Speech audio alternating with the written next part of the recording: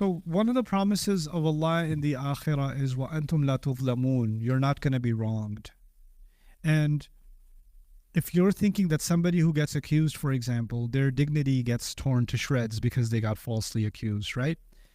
Dignity is a kind of thing in the sight of people that you may never be able to recover, right? A part of it is gone, it will never come back. There are denominations of Jews to this day believe that Mary had an illegitimate child named Jesus. So they still accuse her of zina to this day. There are people to this day, they accuse Aisha radiallahu anha of wrongdoing. Even though the Quran came in her defense, there are Muslims who still accuse her of that wrongdoing. What I'm trying, and by the way, the Messenger of Allah sallallahu alaihi wasallam is so honored in our eyes, right? And kuffar thought of him in the most indecent ways. And there are people to this day that see the Prophet ﷺ in those indecent ways. The first thing you should know about dignity is that Allah teaches us that dignity does not come from the words of people. Dignity comes from Allah and nobody can take it away. وَلَقَدْ كَرَّمْنَا بَنِي آدَمَ. We honored the children of Adam. And the only one who can give humiliation is Allah. And the only one who can keep your dignity is Allah. And you can have people that are absolutely humiliated in the sights of people, but most honored in the sight of Allah. And that's a reality. That's like Maryam is the case in point. She was so humiliated, she preferred death over facing people. And yet she's one of the most honored women that ever lived, right? So that dichotomy is something Allah created.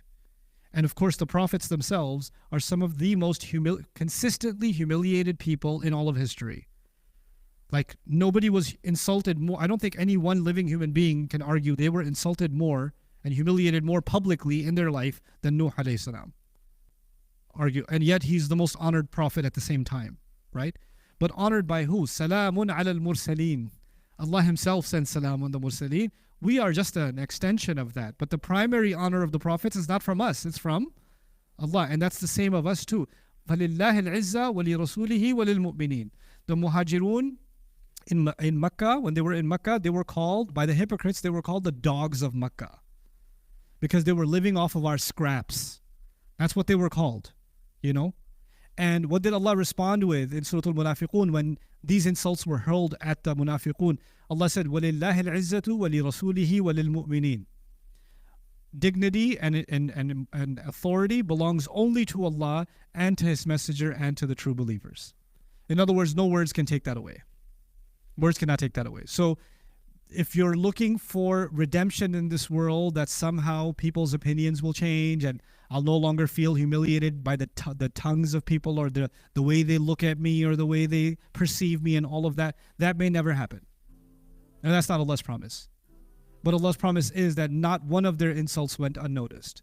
And not one of those pains goes unrewarded.